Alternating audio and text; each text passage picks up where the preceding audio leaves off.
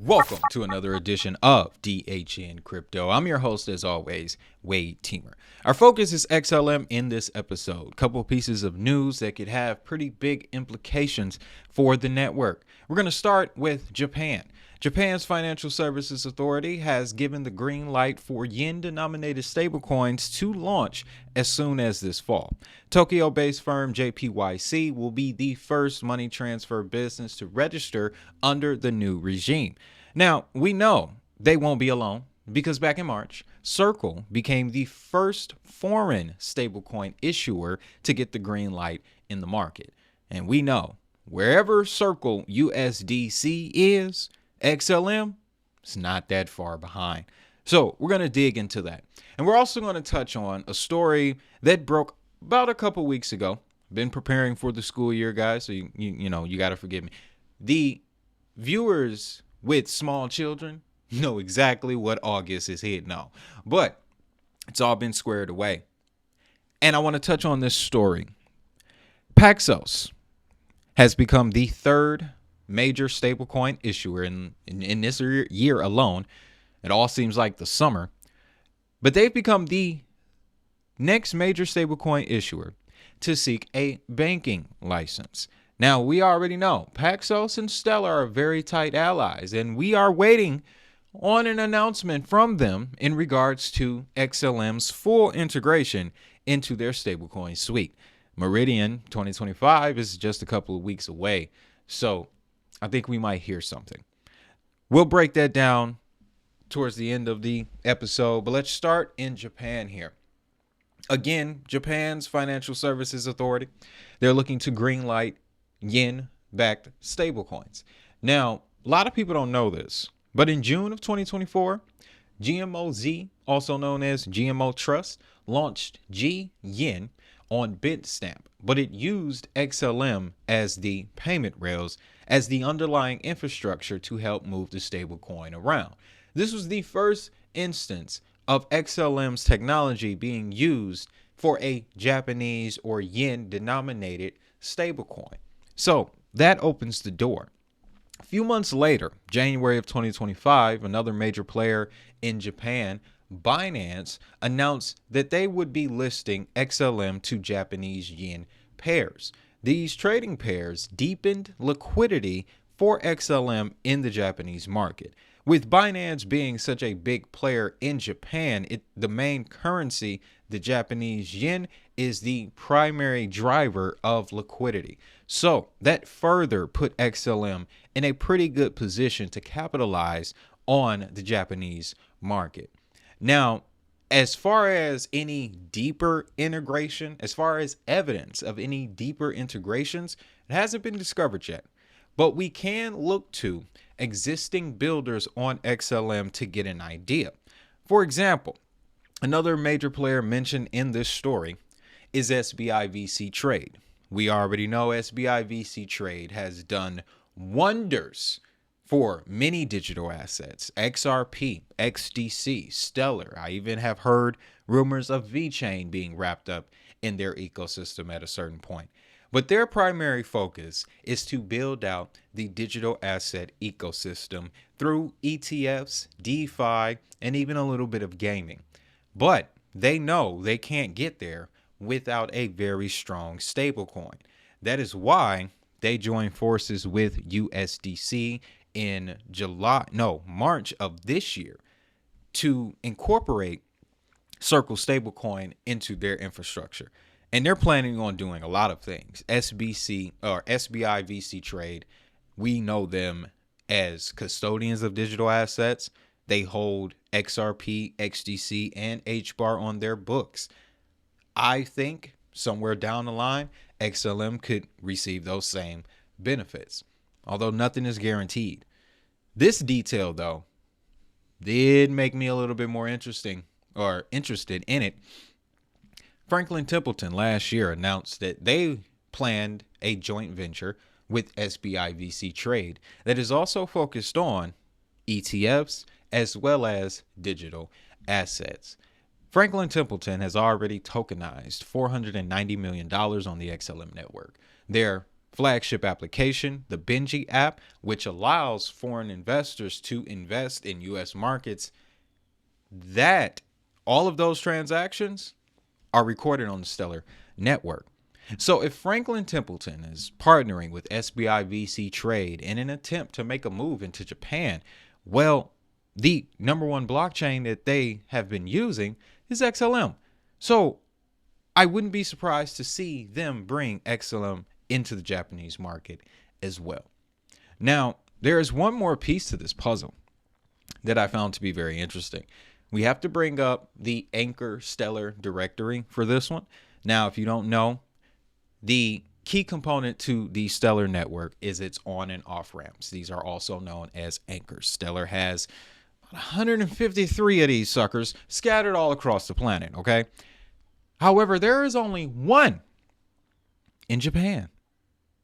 Interesting, right? Yes, we still have the connections through Binance and Binance Pay.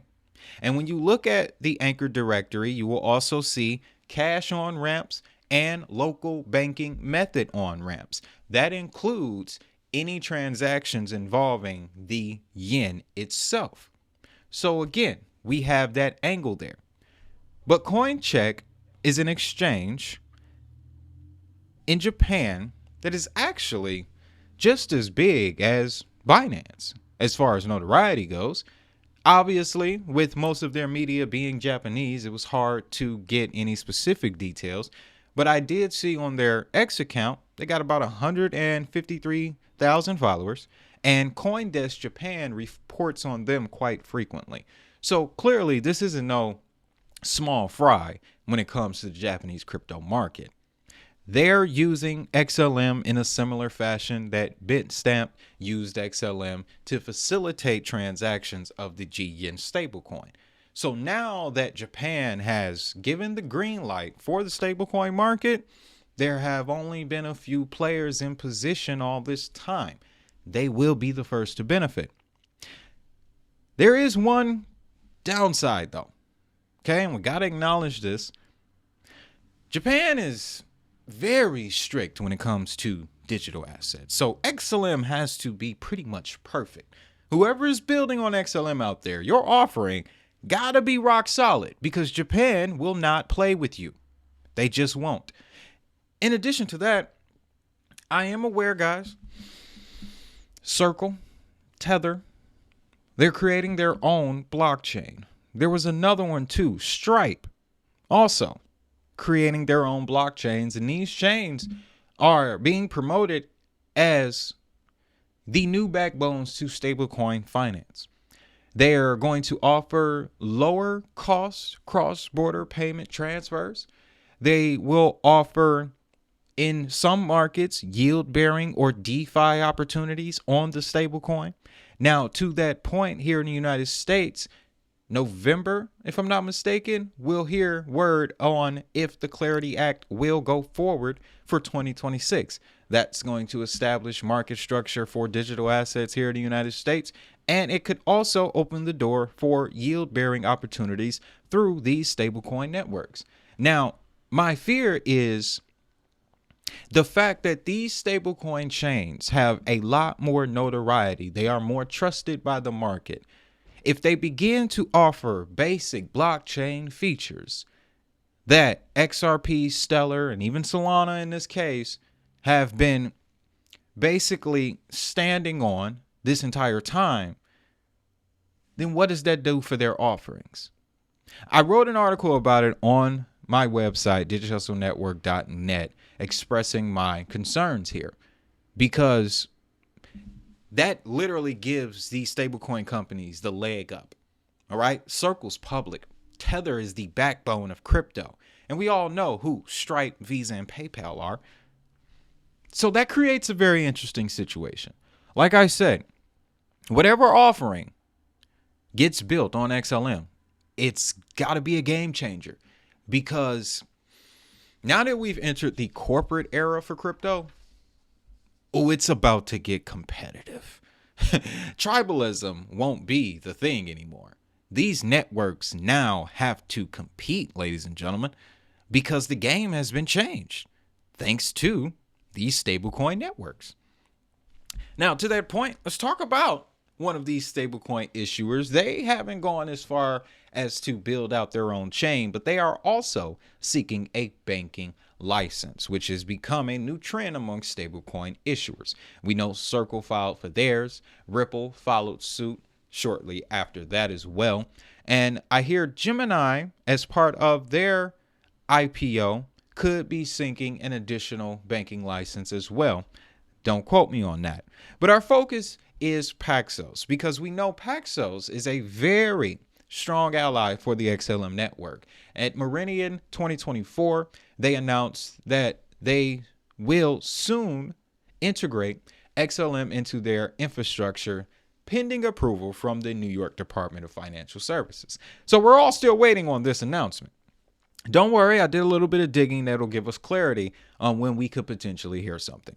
But let me just give you the rundown on Paxos. Paxos, regulated stablecoin issuer here in the United States. They've been regulated by the New York Department of Financial Services since 2015. As a matter of fact, they were one of the first firms to get what was called back then a BIT license, which was a license for Bitcoin related companies, as they were called at the time, to do business in New York and the United States. So their regulatory track record is spotless, especially when you know that in 2024, the SEC dropped their investigation against Paxos in relation to Binance USD. Yeah, you guys remember that whole thing? Binance was about to become a U.S. asset. Somebody said no.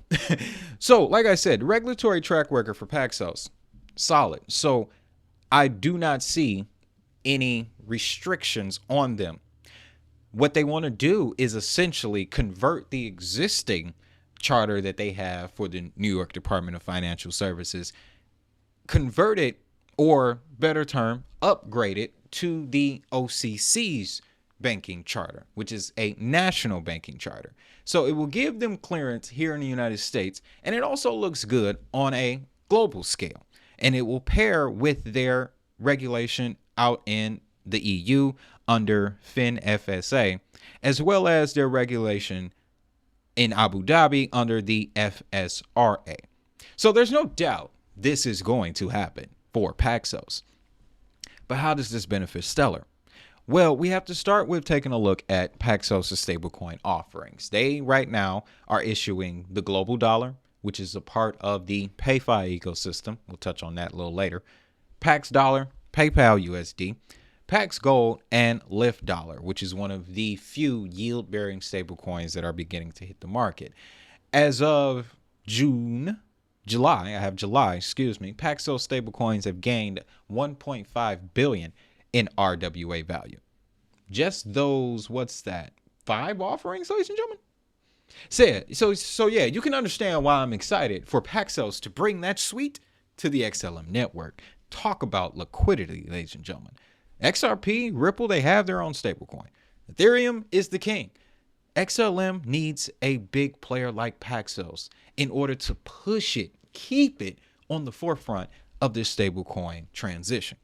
Now, we know about Paxos and Stellar from the Meridian announcement 2024. They told us they have plans to integrate XLM into this entire package, but there is a process. So, being curious about their process, I had to fish around to learn what happened when they added Ethereum or Solana. The information for Ethereum, because it's the oldest, was harder to find, but I was able to find the details on the Solana process. So they initially announced the integration of Solana in late 2022. By 2023, December of 2023, Paxos announced a full integration of Solana into their suite. So that gives us a window of about 12 months. In the press release for when they announced Solana was completely integrated, they mentioned a non-objection letter that they received from the New York Department of Financial Services. With this letter came a thorough evaluation process that brought in developers on Solana, Paxos, as well as the experts that the New York Department of Financial Services has on blockchain. brought everyone together for a thorough evaluation. Once they decided that Solana was good on all fronts, they were allowed to then fully integrate Solana into the suite. So we're looking at a window of about 12 months. If we go back in time and we check Solana breakpoint 2022 or 2023, I'm curious to see if Paxos had a segment at that conference where they spoke about it. But if the window is 12 months, then that does lead us right up to Meridian 2025, which is scheduled for September 17th and the 18th. Now, something interesting that Stellar has been up to this summer. Have you guys been seeing it? The Stable Summer campaign? To me, that looks like they're getting ready to make a pretty big announcement around stablecoins at this year's Meridian conference. Of course, we don't know for sure, but when you look at the moves that have been made around XLM in this year alone, guys, Bridge integrated XLM. Then Stripe acquired Bridge. Then Stripe, Bridge, and Visa decided to create a stablecoin card.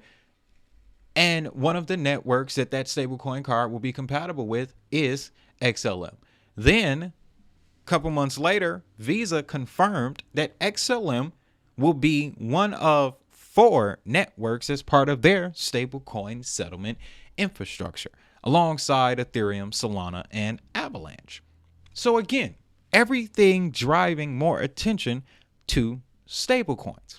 Now, I want to take this opportunity as well to correct some information that I had given you in relation to PayPal, Stellar, and college sports.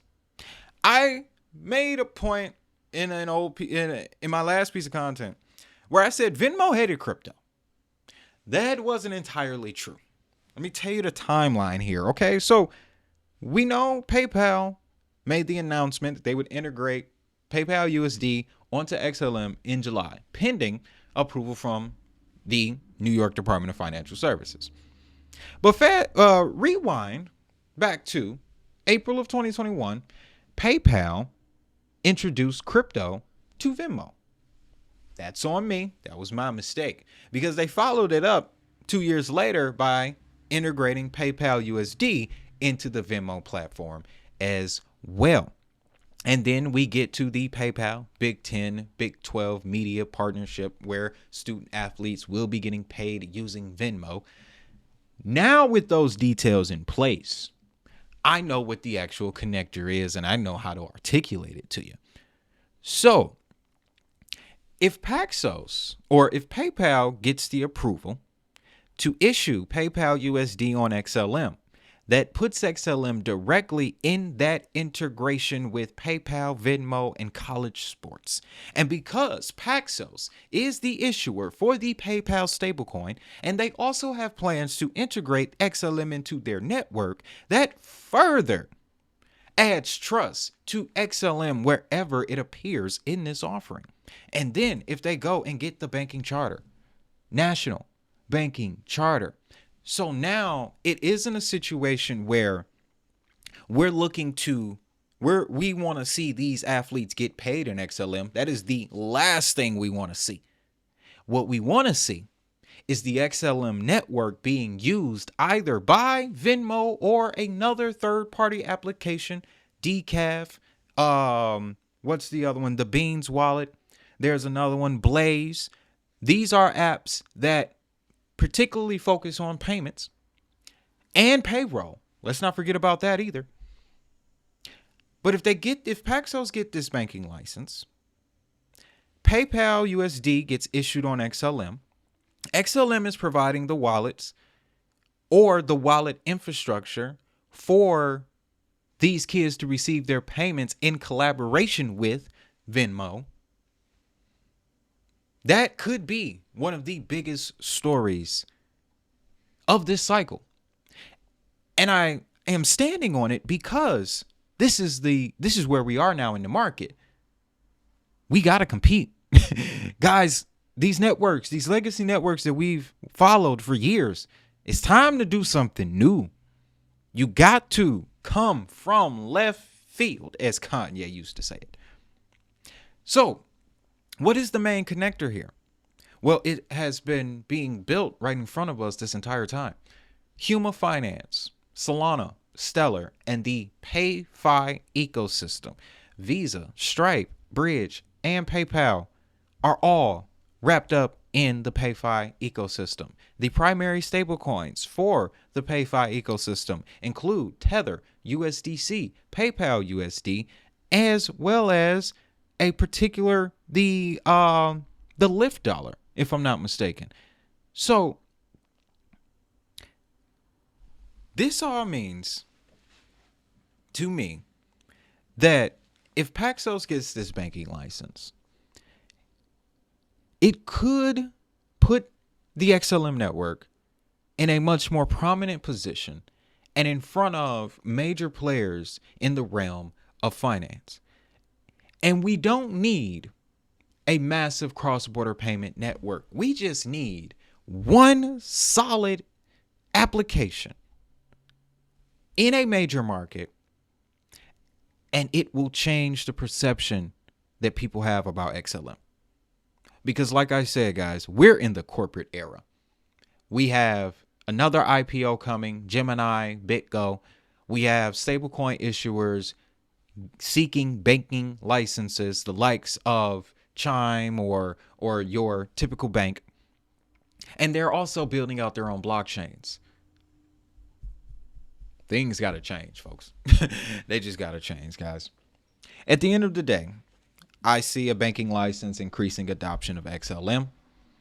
And if Japan gives the green lights to stablecoins, that just improves chances for XLM to succeed in the Japanese market. So with that, guys, if you want more crypto intel, head over to digitalhustlenetwork.net. I have taken the last 2 weeks, man, and put my heart and soul into this website. So please go over to the site, check it out, give me your feedback, be brutally honest if you need to, all right? I can take it. I'm a big boy. You see these grays? And also look at the digital library, guys. I've been expanding that as well as some written content just to give you an added perspective on the crypto space. So with that, y'all know what time it is. If that money is digital, so is the hustle.